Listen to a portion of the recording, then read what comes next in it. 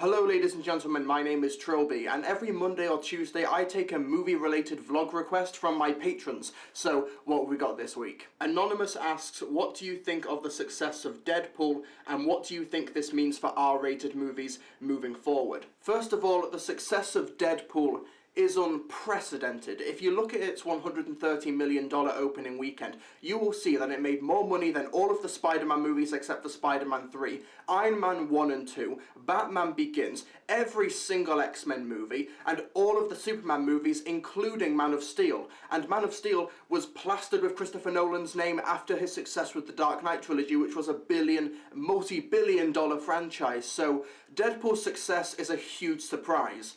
Unless you're John Schnepp.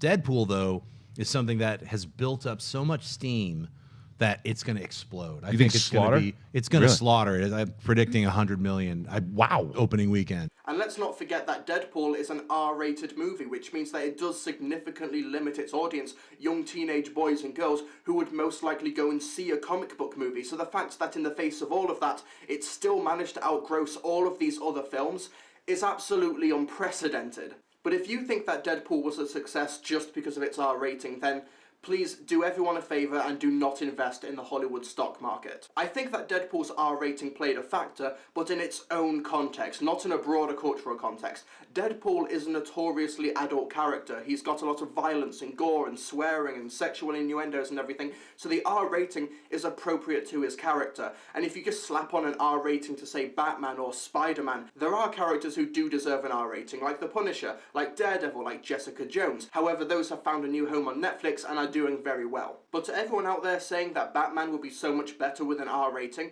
look at The Dark Knight. That is thematically deep, that is very mature, and it's a 12A movie, it's a PG-13 movie. You don't need to go much higher than that unless you just wanted gore for the sake of gore, and Batman does not need that gore. But let's not forget that Gold and Silver Age comic book characters were predominantly created to entertain kids, and just kids. Now there's nothing wrong with that, and I know that the demographic has shifted to teenagers, young adults and adults in recent years, but they started off as a means to inspire and entertain kids. Superman is a children's character. Batman is a children's character. The Avengers and their cast of characters were for kids. And that's why the binary of good and evil, black and white moral compromises, and all of the colour aesthetics and everything that have transferred so well to film are such a success, because they're crowd-pleasing and they've been carried over from those children's comic books. So having Batman, Superman, Captain America and Iron Man in their own R-rated comic book movies would kind of be a betrayal from the very origins of the character. Deadpool, however, is an entirely different beast. He was created in the 90s, and in the 90s comic books were aiming more at an older demographic, so that's why the Deadpool movie can be R-rated and still be true to the character. But it's all about that broader cultural context. I think it's amazing that Deadpool, which doesn't carry the X-Men name, it has lower tier X-Men characters in it, but the fact that Deadpool can make more money than every single X-Men movie prior in its opening weekend, it says so much about the state of that franchise and what audiences really want out of it. If you take a look at the X-Men opening weekends for X-Men 1, 2, 3, Origins, Wolverine and First Class, those figures are slightly skewed because of inflation and ticket prices and everything, but the Wolverine and X-Men Days of Future Past, those comparisons are fair game. Just look at 2013's The Wolverine, which focuses on Hugh Jackman's Wolverine, who is the most popular character in this X-Men movie universe, and it barely even made a third of what Deadpool's opening weekend was. And of course X-Men Days of Future Past, which is a huge $200 million blockbuster with so much marketing behind it, and huge big name stars like Jennifer Lawrence, Ian McKellen, Hugh Jackman, Patrick Stewart. Who else have we got? We've got Peter Dinklage, we've got Michael Fassbender, we've got James McAvoy. You've got these huge stars, huge budget, huge summer tentpole event, and it doesn't even get close to Deadpool. It's about 40 million behind. And Deadpool is based off a niche comic book character who the mainstream barely know, has no big stars in it. Ryan Reynolds has basically been box office poison for a long time. And that makes so much money. And of course the budget. Deadpool's budget was around $60 million. All the X-Men movies are $100 million plus, or sometimes stretching up to $200 million in the case of Days of Future Past. And I think the reason for that is because Deadpool is a great crowd pleaser. He's a fun character, and the movie is colourful and action-packed and fun. It's just so much fun to bring a group of friends to, whereas the X-Men movies, they're drab, they're dour, they're much more sombre. Now, I love X-Men Days of Future Past, but many people's favourite is X-Men First Class. That's a much more colourful movie, that's more vibrant, it's more true to the comic book characters.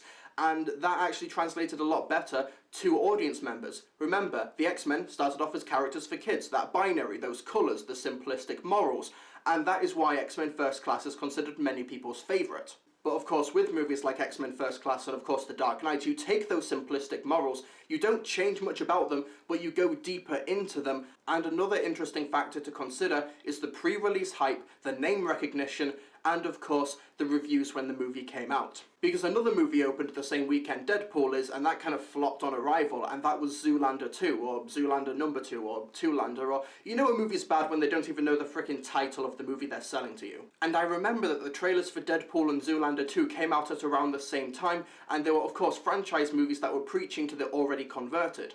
And both had their fair share of controversies. Deadpool is an R-rated comic book character. People were hoping that they'd release a PG-13 movie. Parents have been complaining that they're taking their 9-year-old to see Deadpool, and then there's sex in the movie. No, that makes you a bad parent. And Zoolander 2 had its own controversy in Benedict Cumberbatch's character, which upset the transgender community. So you had these two movies competing each other on Valentine's weekend. They're both comedies. The marketing campaign was vast for both of them. They both had their fair share of controversy. And of course you had the main characters, Zoolander and Deadpool, doing their own interviews in character to drum up even more hype. But why did Zoolander 2 open with barely even $20 million, whereas Deadpool had $130 million?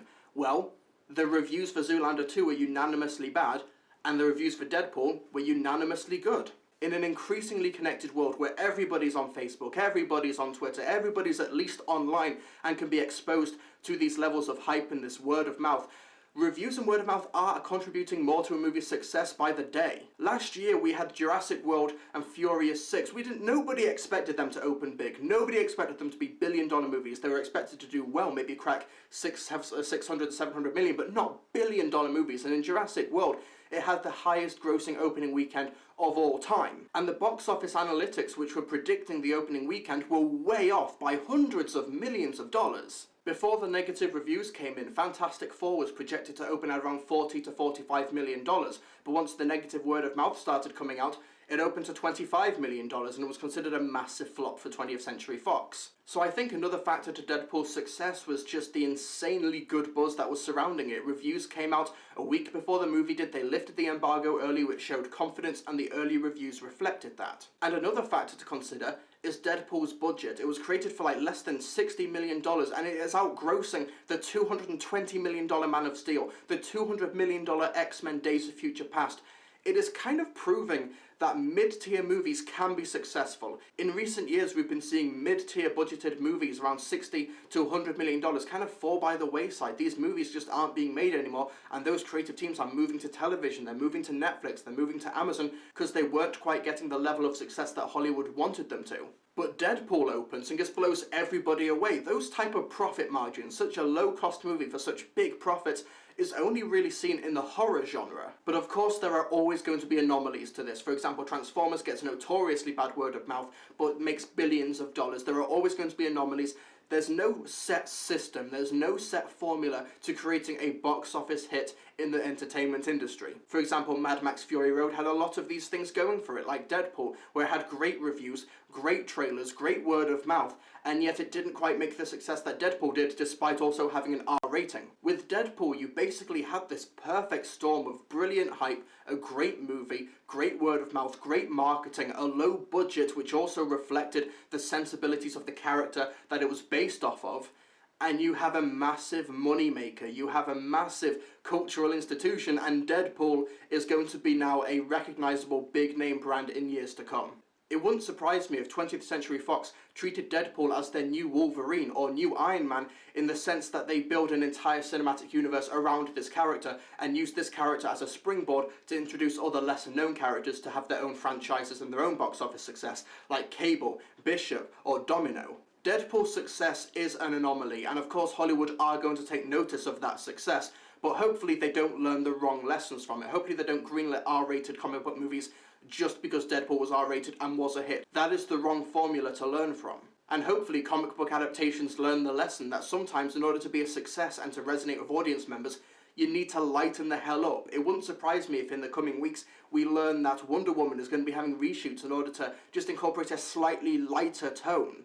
And of course, the ultimate lesson will be learned by Warner Brothers if the $250+ million Batman v Superman, a movie based off of the most two iconic comic book characters of all time, can't meet the expectations of Deadpool, a $60 million movie based off of a niche comic book character from the 90s. My name is Trilby, and I'm going to go watch Deadpool for the third time. X gon' give it to you, you gon' give it to you, X gon' give it to you.